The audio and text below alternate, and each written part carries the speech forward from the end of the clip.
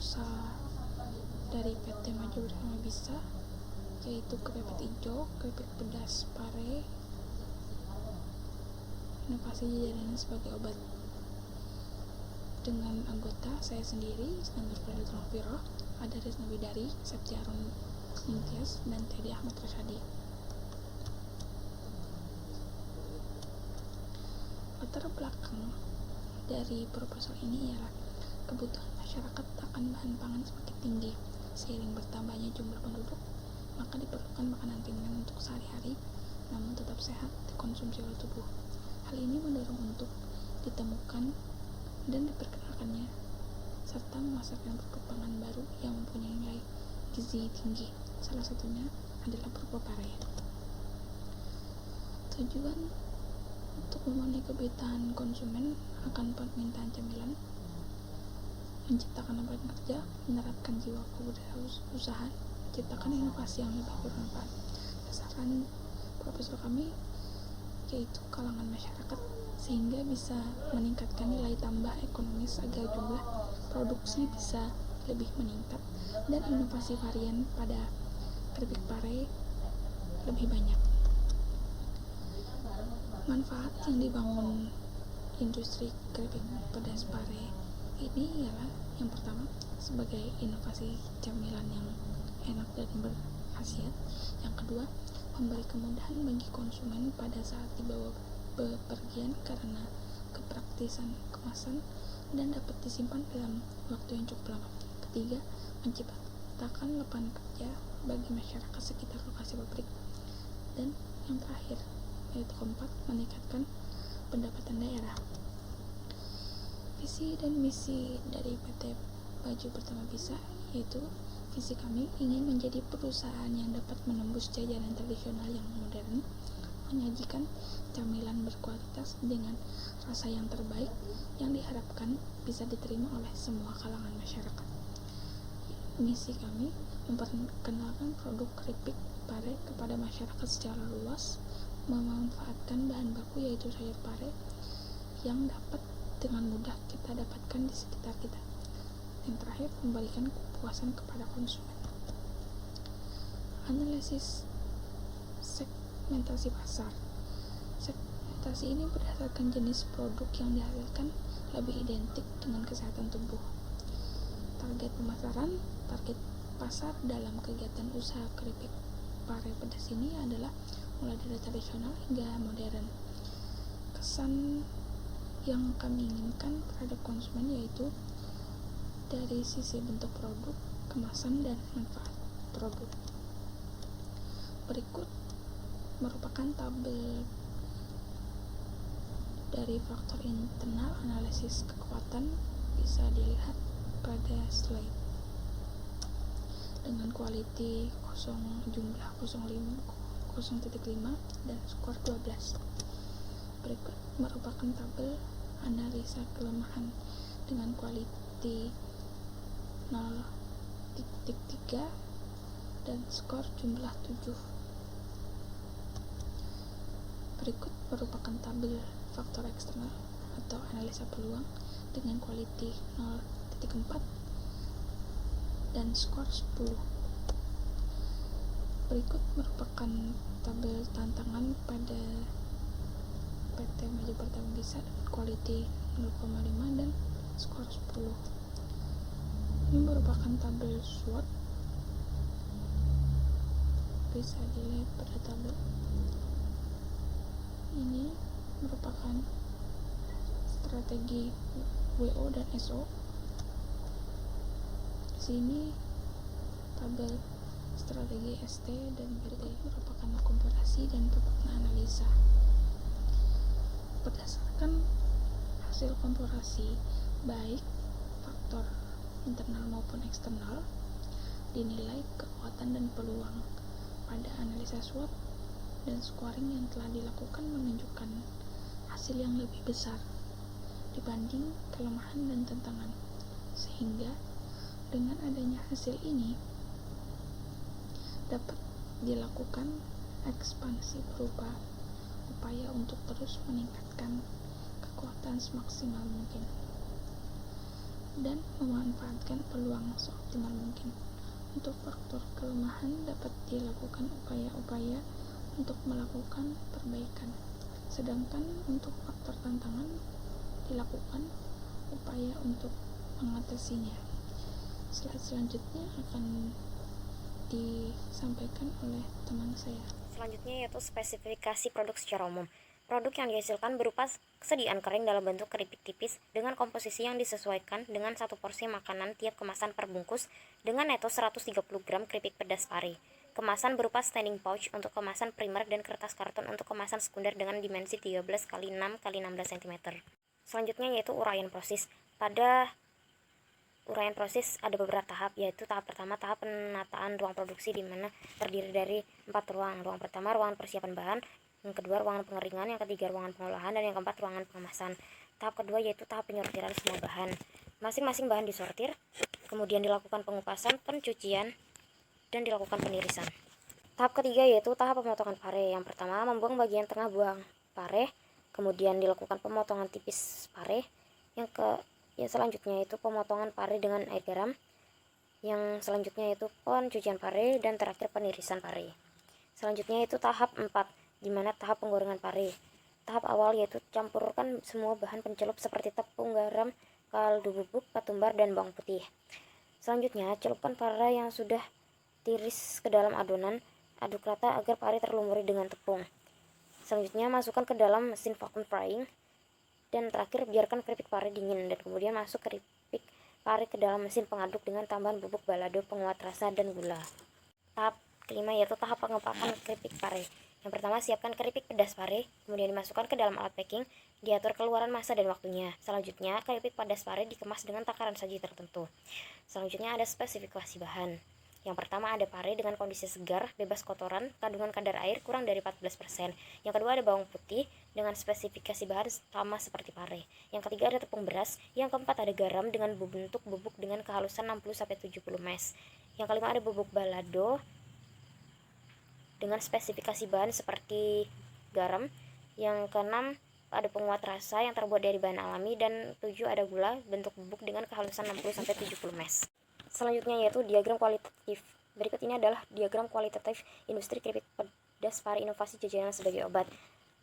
Yang pertama ada PP1 yang ditambahkan dengan T1, kemudian PP2, kemudian lanjut ke PP3, masuk T2, kemudian PP3, kemudian PP4 yang menghasilkan PP5 dan menghasilkan PP6, kemudian masuk ke PP7 yang ditambahkan dengan T3, kemudian masuk ke PP8, kemudian masuk ke PP9, masuk ke PP10, tambah dengan T4, masuk ke PP11, masuk ke PP12, lanjutnya masuk ke PP13 dan ditambahkan dengan T5, kemudian masuk ke PP14, keluar T6, kemudian masuk PP15.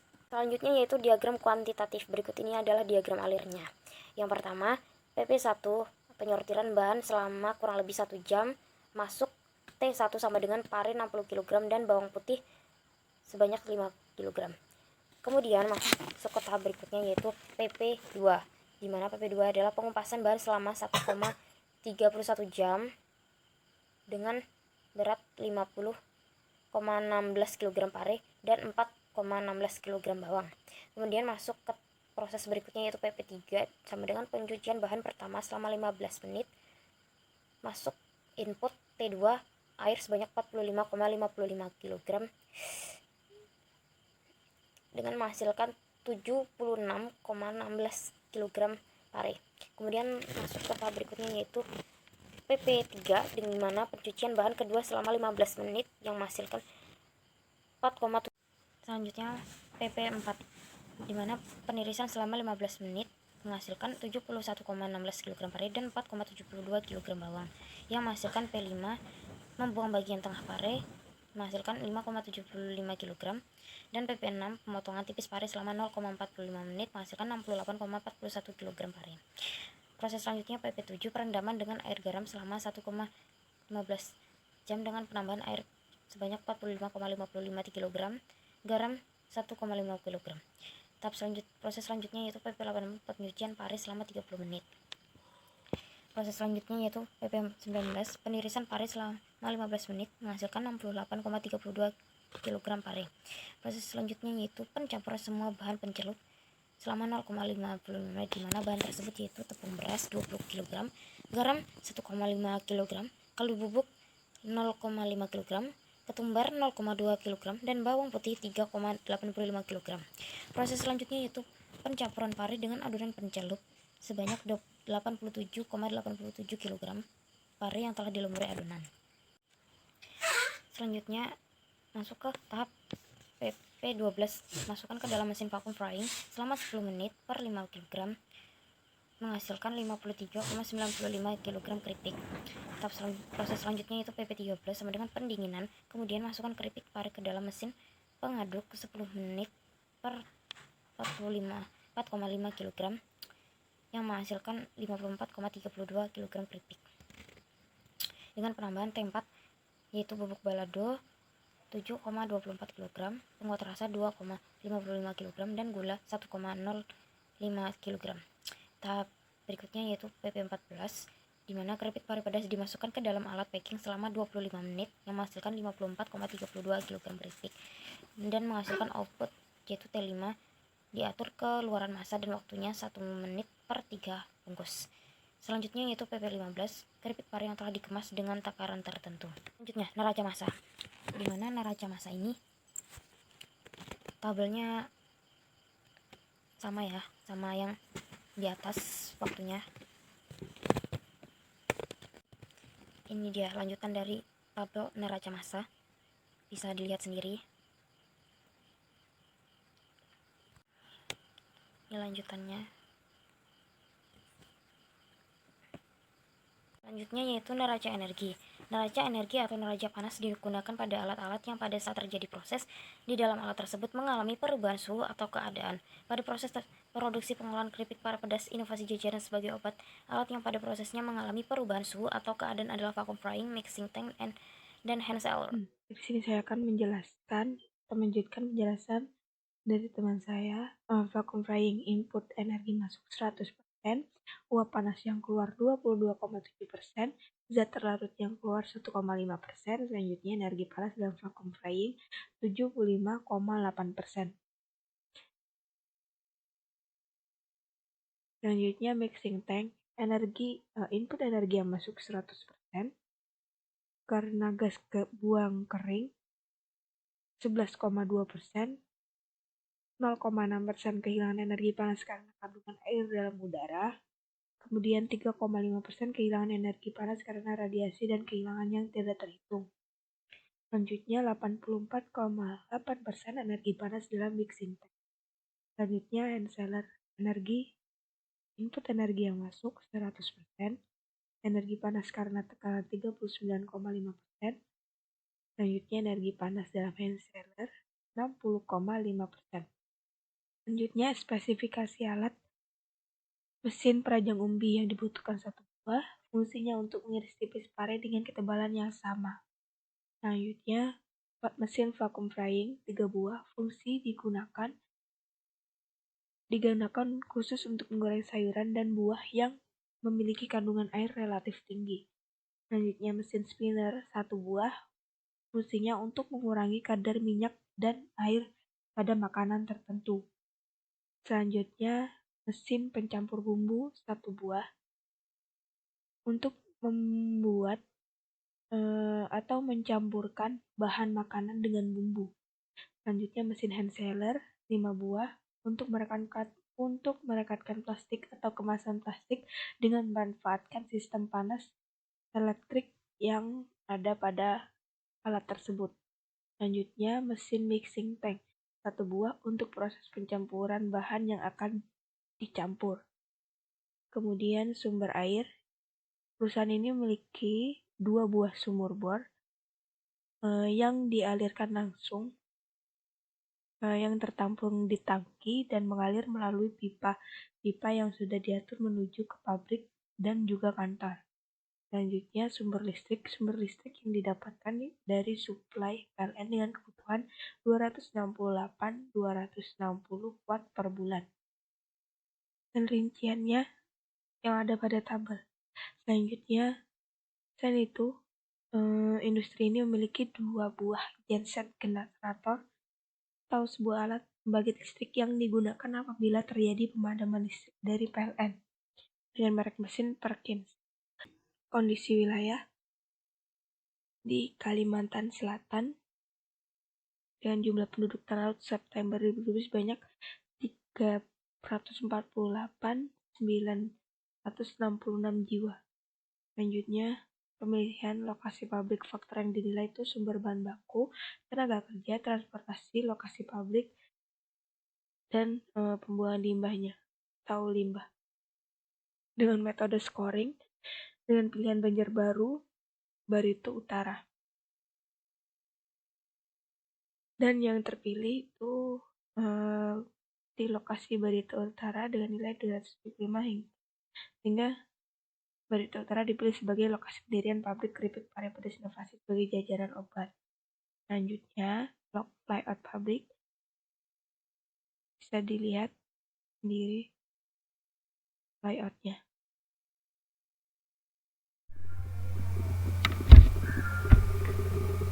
Struktur organisasi PT Maju Bersama Bisa. Struktur organisasi perusahaan adalah sebuah garis hierarki atau bertingkat yang mendeskripsikan komponen-komponen yang menyusun perusahaan, di mana setiap individu atau sumber daya manusia yang berada pada lingkup perusahaan tersebut memiliki posisi dan fungsinya masing-masing. Baik, di sini ada sedikit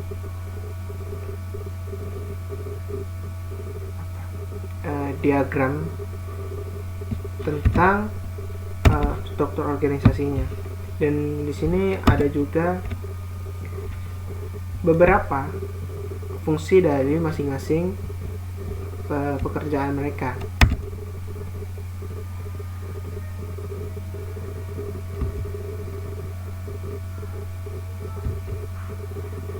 Baik, di sini pun ada analisis analisis ekonomi yang akan digunakan dalam perusahaan ini. Ini adalah beberapa analisis yang kami buat, yaitu ada analisis tentang modal, lalu ada dari daftar harga bahan, lalu ada juga daftar harga alat untuk proses produksi, modal kerja, lalu biaya-biaya yang akan digunakan nanti saat sudah bekerja, lalu ada biaya-biaya untuk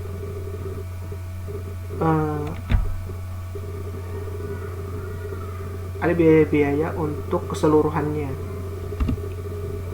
Sini juga ada biaya laporan laba rugi, harga produk penjualan, harga pokok produksi. Nah, di sini ada kesimpulannya. Untuk kesimpulannya, PT Maju Bersama Bisa yang bergerak di bidang makanan ringan yang memanfaatkan sayuran pare bertujuan untuk mengolah bahan lokal yang banyak terdapat di Kalimantan Selatan, menjadikan pare sebagai jajanan sekaligus obat. Analisis SWOT dapat membantu memberikan penilaian dalam mengevaluasi kekuatan, kelemahan, peluang, dan ancaman dalam pembangunan industri keripik pare pedas inovasi jajanan sebagai obat.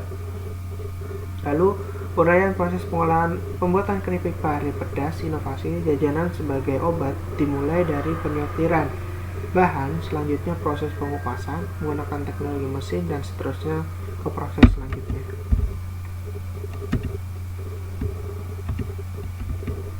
Baik, untuk sarannya yang dapat disampaikan pada pembuatan proposal ini yaitu mengenai alat yang digunakan dan diperlukan oleh industri pengolahan keripik pare pedas inovasi jajanan sebagai obat. Terdapat kendala ketika mencari peralatan yang cocok dan tepat, di mana peralatan susah dicari dan kapasitas peralatan yang ada terlalu kecil untuk sebuah industri, sehingga perlu adanya referensi yang digunakan lebih banyak lagi mengenai peralatan industri. Dan saat menentukan wilayah pembangunan pabrik, tidak ada kesulitan untuk menentukannya, dikarenakan tidak ada informasi yang lengkap mengenai beberapa banyak terdapat bahan baku yang masih produktif di daerah tanah laut. Baik, sekian presentasi dari kelompok kami. Salah hilaf kami mohon maaf. Kami akhiri. Wassalamualaikum warahmatullahi wabarakatuh.